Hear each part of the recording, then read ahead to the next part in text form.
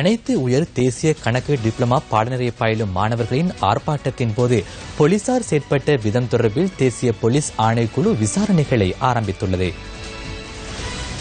கடந்த வியாழக்கிழமை வோர்ட் பிளேஸில் இடம்பெற்ற இந்த ஆர்ப்பாட்டத்தில் மாணவிகளும் போலீசாரினால் தாக்கப்பட்டமை தொடர்பில் கடும் விமர்சனங்கள் எழுந்துள்ளன. ஆனால் போலீசார் அந்த குற்றச்சாட்டை நிராகரித்துள்ளனர். குறித்த ஆர்ப்பாட்டத்தின் போது தாக்கப்பட்ட மாணவி ஒருவர் இவ்வாறு நியூஸ் ஃபர்ஸ்டுக்கு கருத்து தெரிவித்தார். கண்ணீர் புகை பிரயோகம் மேற்கொண்டனர். அதன்போது சக மாணவர்களுடன் நானும் ஓடினேன். கண்ணீர் புகை பிரயோகம் அதிக வலிவுடையதாக இருந்தமையினால் நண்பர்கள் ஓடுமாறு கூறினர். நானும் எழுந்து ஓட முயற்சித்த போது எனது முதுகு புறம் மீது தாக்குதல் மேற்கொள்ளப்பட்டது. அவ்வேளையில் நான் கீழே விழுந்திருந்தேன். அதன்போது எனது தலைக்கும் தொடர்ந்தும் தாக்குதல் மேற்கொண்டனர். அதனால் எனது தலையிலும் முதுகிலும் காயம் ஏற்பட்டது.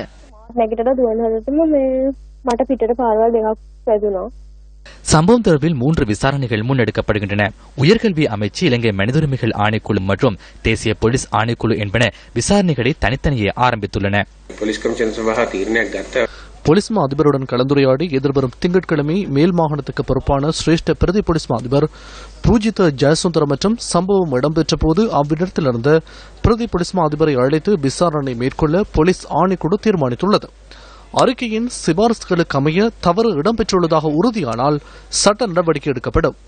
அத்துடன் ஒழுக்கம் மீறப்பட்டிருப்பின் அது தொடர்பிலான சட்டத்தின்படி செயற்படும் ஏற்பாடுகள் உள்ளன.